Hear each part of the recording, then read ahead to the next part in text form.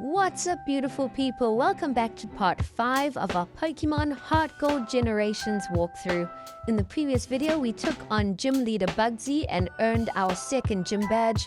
We also defeated Proton from Team Rocket and made our way through Ilex Forest, where we got HM Cut. We have just ran into our rival Lyra, and she is showing us the daycare now, so you can actually come and leave some of your Pokemon here to be trained up by the Pokemon Daycare.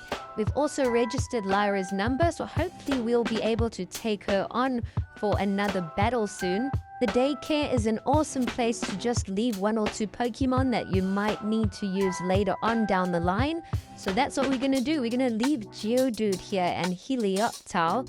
And if we need them later on against a gym leader or something, we'll come and pick them up. But now I want to show you guys this area, Route 34. It's a really special route. You can actually find every single water starter Pokemon here from Gen 1 to Gen 9. So you can even find Quaxly hiding in the grass. But we are going to try and find a few of them and catch them just to show you guys.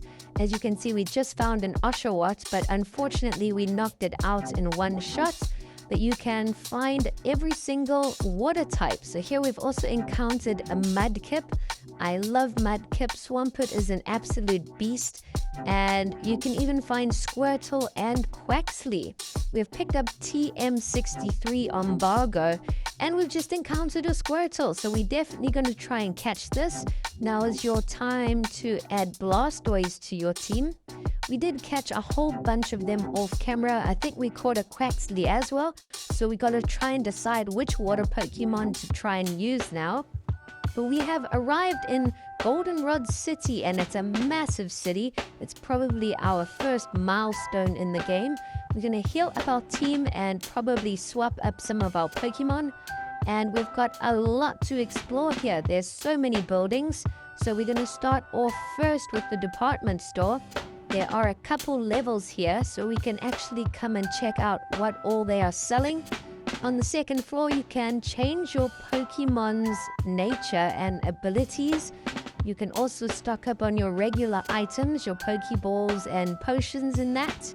It's pretty tough to make a lot of money in the beginning of the game especially, but you can sell some of the max repels that you started with. So if you really need an item, that is an option. Now on the third floor, you can buy a whole bunch of hold items that will boost your Pokemon's attacks and things. So that's pretty interesting. There are some good ones there to consider. We're going to try and make our way up to the 4th floor. And on this floor, you can buy all the items needed to boost your Pokemon's stats. So you can buy your Carbos and your HP up and things like that.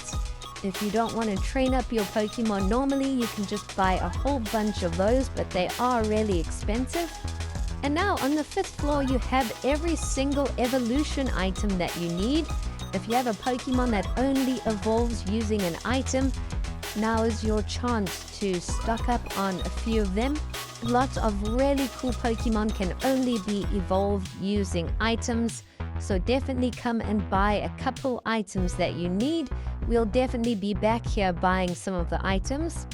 And here we've just met a guy that's looking for a Drowsy. He's willing to trade you a Machop, so that might be a good trade for you to consider. But now we've reached the 6th and final floor. On this floor there is a daily draw competition, and you can also just buy some TMs and things. So wow, there's so many cool things that you can buy here. That's why I say Goldenrod is a milestone in the game, because you unlock all of these cool items, hold items, evolution items. You can really start strengthening up your team and starting to decide which Pokemon you want to keep with you.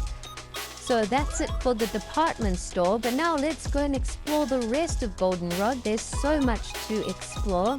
We're going to first try and check out the eastern side of Goldenrod and explore all the houses here. And then we'll head over to the west. We've just found a bicycle shop, and the owner has given us a free bicycle. He asks us to ride his bicycle around and advertise for him, and in exchange we'll get the bicycle for free. So we'll definitely take that. At least that will speed up some of our missioning around. It looks like there's also a train station, and we've also just entered the game corner, and this is a different game corner to your conventional games. As you see, there's just one game to play here, but we do need a coin case first. You can exchange your coins for Pokemon and TMs, I believe. And it's an interesting game. We are going to come back and give it a go, and there are some cool Pokemon to buy. I think you can get a Dratini there, which is a huge fan favorite. There's another house for us to explore, and then there's an underground route. So we're going to come and chat to all of them first and then explore the underground pass. Before we enter the tunnel, Lyra catches up to us and she tells us that there's a dress-up store under here, so you can actually go and change your outfit and things. She also gives us a fashion case so we can change our clothes. But I think there's a lot to explore down here, so let's dive into it. There are a couple trainers here to battle as well, so you are going to get some training in. And it looks like there's a door here, but it says no entry, so we can't go in there yet. I believe there are a few people selling things as well. This guy's offering a grooming service so you can increase your Pokemon's happiness. And here is the little store, I think, where you can buy different clothes and dress up and take some pictures. So you can actually go in and see some of the pictures that he has taken. But this clothing service is actually an important part of the game. We're going to be back here because we are going to have to come and change our outfits. But that's all there is to do here at the moment. We're going to quickly chat to the last few people and then see where the other exits of this tunnel comes out. So we're going to go up the staircase and see where it leads. So we exit and it looks like it's taken us to the northern section of Goldenrod. Here there is a name rater. If you want to change any of your Pokemon's names, you can do that. And we have found the next gym. So it looks like Gym Leader Whitney is the next gym leader to take on. We've also found a flower shop, which is another important part of the game. We're also going to be back here to complete a little side quest. I just want to let you guys know so you take note of how to get to these places. Whitney, I believe, is like a normal or fairy type gym leader. And I know she normally uses Miltank, which is an absolute beast of a Pokemon. It's usually got the move Rollout and it can heal itself, so we might be in a bit of trouble there. We try and reach the next route, but a man at the desk stops us and asks us for a favor. He asks if we can deliver a letter attached to a sparrow to one of his friends on Route 31. So he actually gives you the sparrow to add to your team. You've got to have room in your team to accept it. So we're going to try and find his friend, and we can probably use sparrow up until then. So that's pretty interesting. I don't know what he's going to give us as an reward, but we will complete all the little side quests. We have found the train station and also the radio tower. There was a Team Rocket member outside. There is a lucky draw that we can check if we have won. And here's a little quiz for us to try, and it's crucial that you come and do it. I believe there are 5 questions that you need to answer correctly, and you can try as many times as you need. And if you get them all correct, as a reward, you'll be able to listen to the radio on your Pokegear. And as you can see right next to us with the pink hair is Gym Leader Whitney. So in order for her to return to the gym, you've got to get all these questions right. We did get all the questions correct and she has run off, so at least we'll be able to take her on now.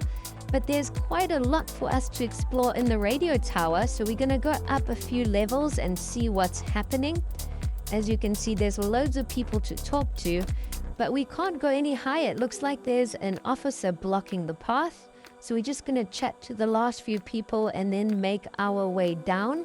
One of the radio hosts has given us a blue card, so apparently if you listen to the radio show, you can get little codes and those will earn you points, and you can exchange those points for prizes. So that might be something that you would want to do. But now we're going to try and go and pick up the sparrow and letter from the one guard.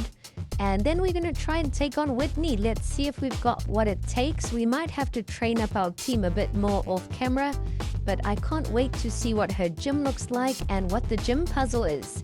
So let's get going. We enter Whitney's gym.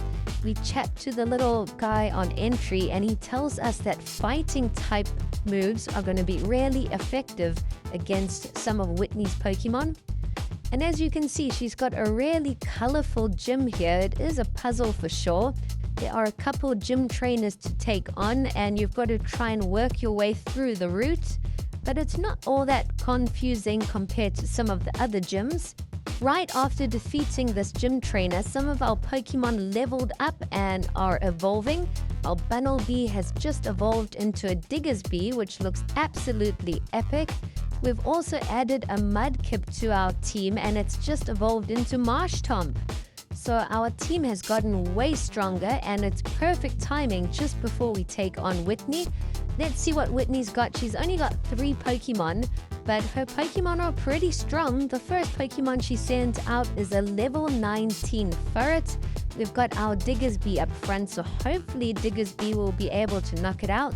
Our Diggersby is at level 21, so we got quite a little advantage level-wise. Gym Leader Whitney is no joke though. I did lose a couple times before this battle, so I did have to go and train up the team quite a lot before we felt a bit more ready. And as you can see, we almost knocked out Ferret, but then Whitney used a full heal on Ferret, so it wasn't all that easy, but Diggersby is slowly working its way through. We have finally knocked out Ferret, and that was one tough Pokemon. The second Pokemon Whitney has sent out is her famous Miltank, level 21. And as you can see, it is a tank. Its defense is really high. Our attacks aren't causing all that much damage at all. But Diggersby is doing a good job. He's knocked out about half of Miltank's HP. And we've still got a whole bunch of other Pokemon left. So we're actually going to send out our Sparrow next that was gifted to us by the guard. But that Sparrow just got one-shotted, unfortunately. We've sent out Cacnea, and luckily Cacnea poisoned Miltank. But I think Miltank's got an ability that will heal it from any poison or burn. However, Cacnea did attach its sticky barb item to Miltank, so that is still eating away at its HP a little bit each turn. We send out Marshtomp, and Marshtomp knocks out Miltank. We're down to Whitney's final Pokemon, which is a level 20 Ambipom. Ambipom pretty much knocks out our Marshtomp. We are surviving by 2 HP, but luckily we get our second attack in and we have defeated Whitney. So she's busy crying, she's in tears. And as we're about to leave, one of the trainers tells us to go back and talk to her. She just needs a bit of time. And then she gives us the gym badge and a TM. So hopefully she's not too upset. But there we go. We've earned our 3rd gym badge. That's all it's going to be. Thanks for watching.